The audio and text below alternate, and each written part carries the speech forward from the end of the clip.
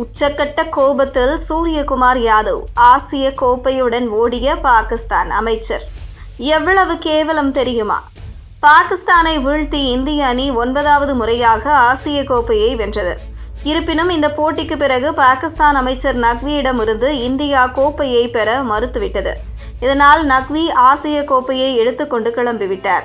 இதற்கிடையே இந்த விவகாரம் தொடர்பாக சூரியகுமார் யாதவ் சில முக்கிய கருத்துக்களை கூறியுள்ளார். ஆசிய கோப்பை இறுதிப் போட்டி நேற்று நடைபெற்றது. இதில் பாகிஸ்தானை கடைசி ஓவரில் வீழ்த்தி 9வது முறையாக ஆசிய சாம்பியன் பட்டத்தை இந்திய அணி வென்றது.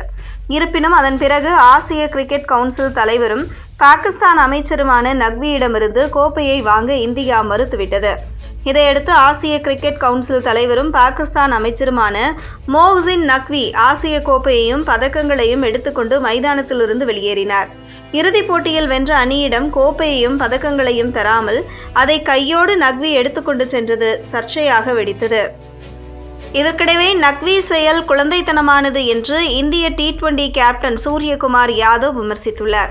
இது தொடர்பாக அவர் மேலும் கூறுகையில், நான் கிரிக்கெட் பார்க்க ஆரம்பிக்க தொடங்கியது அல்லது விளையாட ஆரம்பித்தது முதல் இதுபோன்ற ஒரு சம்பவத்தை பார்த்தது இல்லை.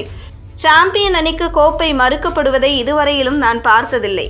இது நாங்கள் கடினமாக போராடி வென்ற கோப்பை, எளிதாக பெற்றுவிடவில்லை. கடினமான உழைப்புக்கு பிறகு கிடைத்த வெற்றி இது. இந்த வெற்றிக்கு நாங்கள் தகுதியானவர்கள் என்று நினைக்கிறேன். அடுத்தடுத்த நாட்களில் 2 முக்கியமான போட்டிகளில் விளையாடி வெற்றி பெற்றிருக்கிறோம். இதைவிட என்னால் வேறு எதுவும் சொல்ல முடியாது. நாங்கள் கோப்பை பெற தகுதியான அணி என்றே நினைக்கிறேன். நான் சொல்ல வருவது உங்களுக்கு புரியும் என நம்புகிறேன் என்று அவர் கூறினார். இந்திய அணி ஆசிய கோப்பையில் ஒரு போட்டியில் கூட தோல்வி அடையவில்லை. லீக் சுற்று, சூப்பர் 4 என விளையாடிய அனைத்து போட்டிகளிலும் வெற்றி பெற்றிருந்தது. அணி வீரர்களும் சப்போர்ட் ஸ்டாஃப்களும் தான் இதற்கு முக்கிய காரணம் என சூரியகுமார் யாதவ் கூறினார். மேலும் அவர், என்னுடைய டிராஃபிக்கள் எல்லாம் இப்போது ட்ரெஸ்ஸிங் ரூமில் இருக்கிறார்கள். என்னுடன் இருக்கும் 14 வீரர்களும் அனைத்து உதவி ஊழியர்களும் தான் உண்மையான டிராஃபிக்கள். இது எனது வாழ்க்கையில் இனிமையான நினைவுகளாக எப்போதும் என்னுடன் இருக்கும் என்று அவர் தெரிவித்தார்.